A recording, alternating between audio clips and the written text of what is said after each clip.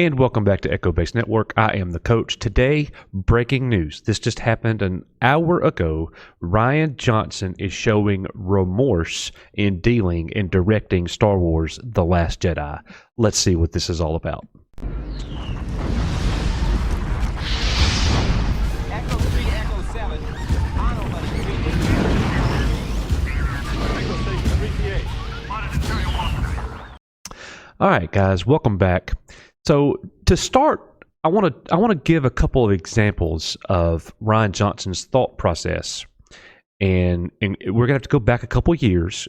Most of us know about this, but we really want to look at these words so then we could really understand what he's saying just the other day. So here is an article, and you could see the date, December 18th, 2017. So we're talking about a while ago. And if you guys remember that time, that's when Rian Johnson was like not remorseful. This is my movie. This is what I did. Man babies, all of that.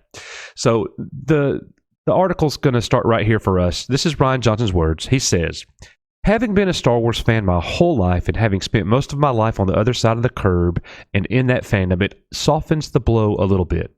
I'm aware through my own experience that first of all, the fans are so passionate they care so deeply.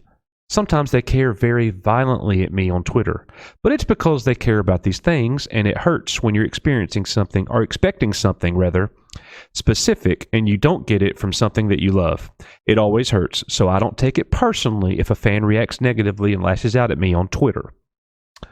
That's fine. It's my job to be there for that. Like you said, every fan has a list of stuff they want a Star Wars movie to be, and they don't want a Star Wars movie to be. You're going to find very few fans out there whose lists line up." That's interesting that he says that over 3 years ago. Because if that's his job to be there, then it certainly he has failed, because he does lash out, or he has.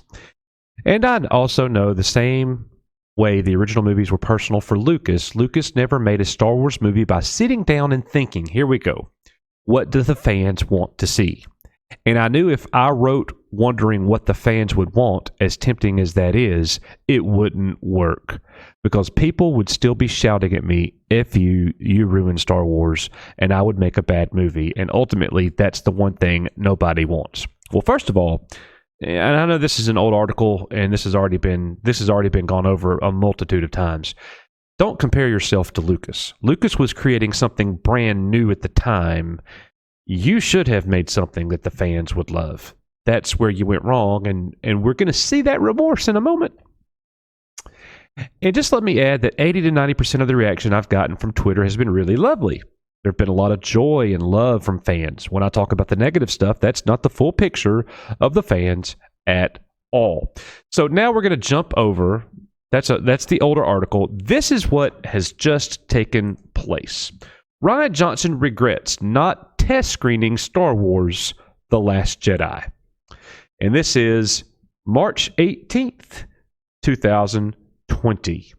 Rian Johnson rues not having the opportunity to test Star Wars The Last Jedi after enjoying the experience whilst making Knives Out. Rian Johnson regrets not getting the opportunity to test screen Star Wars The Last Jedi. The filmmaker was able to gauge the opinion of audiences by testing his murder mystery film Knives Out, and wishes he could have done the same thing with his Star Wars flick. Discussing the test screening of Knives Out on the DVD release of the movie, Rian said, "It was like a party in the theater. It was really fun. It was like the first time I was like, oh, whoa, this actually plays. This is good." Rian acknowledges that the secrecy surrounding the Star Wars franchise made a test screening impossible, but felt the need for one during the movie-making process. Well, that's not quite lining up. These two paragraphs are very different. For Rian Johnson, on one hand, to say it was like a party in the theater, it was really fun, and then for him to, right after that, say that the secrecy surrounding the Star Wars franchise made a test screening impossible, but he felt the need for one during the movie-making process. He didn't need one for Knives Out. It was like a party. And I think that he's saying here, I wish we could have done that for Star Wars The Last Jedi, and here's why. The 46-year-old director said, "You can't test Star Wars movies for a lot of different reasons. I've always hated test screening, and we were making Star Wars at a certain point. You're like, God, I would give my left arm to put this in front of 300 people in Burbank and see how it plays." Rian previously revealed that he is still talking to Lucasfilm about working on some Star Wars projects after filming the 2017 film. But he just gave it up right there. He just revealed he wanted to show his movie to a test audience to see how it plays. Meaning, what is the reaction going to be? And if it's not what we're needing it to be, we're still able to go back and fix it. That's the purpose of test screenings. So Rian Johnson is definitely revealing a new thinking process for him. And I got to be honest with you, it's about time. It is about time. Oh, the trickle effect this could have. Ladies and gentlemen, to the defenders of The Last Jedi, you now have the director of the film. The person you've been defending now showing a bit of remorse, a bit of, oh, I think I made a mistake. That's why you wish you had done a test screening. Certainly not to have a party. You had your party. You're showing some remorse that you made a mistake, my friend. And you know what? We agree with you. And I'm actually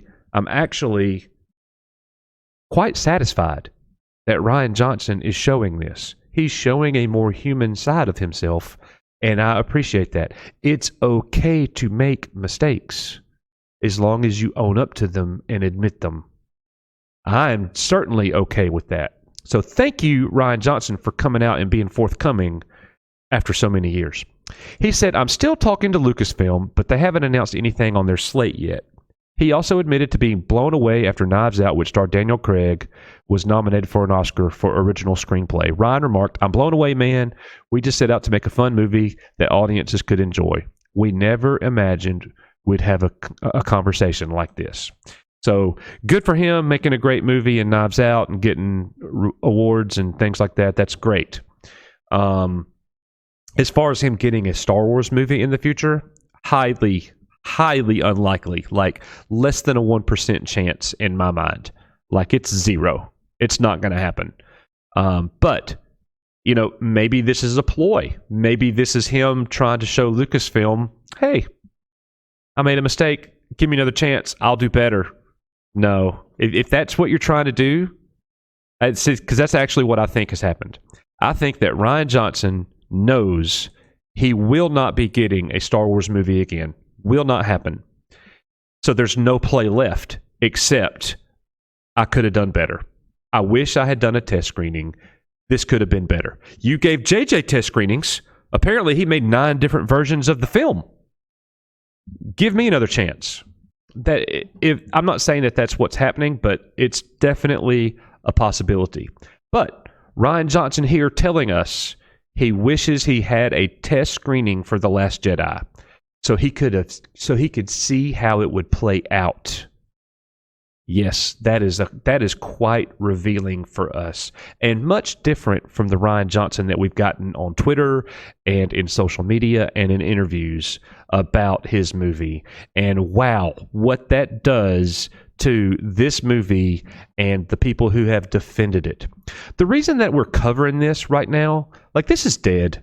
It's dead news. Nobody cares anymore. It's over and done with. Everybody's moved on to JJ and The Rise of Skywalker. Why are we still talking about The Last Jedi? It has been beaten up so much. But this is actually news that would definitely have made our sequel trilogy documentary had it happened before.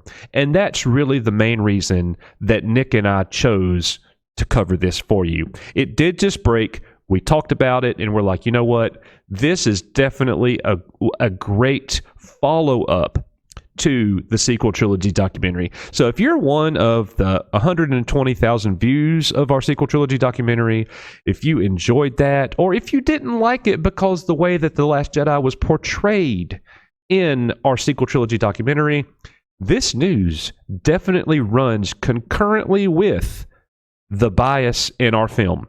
Everybody's biased. There is no such thing as objectivity, folks.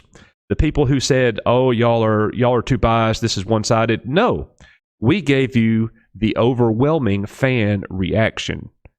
But obviously, we are biased because we all are. So, anyways, that is just a thought here from Coach and from Nick. So, very interesting. Let us know what you think about this in the comments. As always, please like, subscribe, comment, and share. We greatly appreciate that. We have a very special show coming up this Saturday featuring Dr. Robin Bakra, who has one of the largest vintage toy collections in the world. She's number one for females in the world. Got the largest collection of any lady in the world. So we're very excited about her coming onto our Saturday night live stream called Why We Love Star Wars. So we would love for you to be a guest there and engage with us in the chat. And as always, I am the coach. We are, you are, Echo Base Network, and we are out.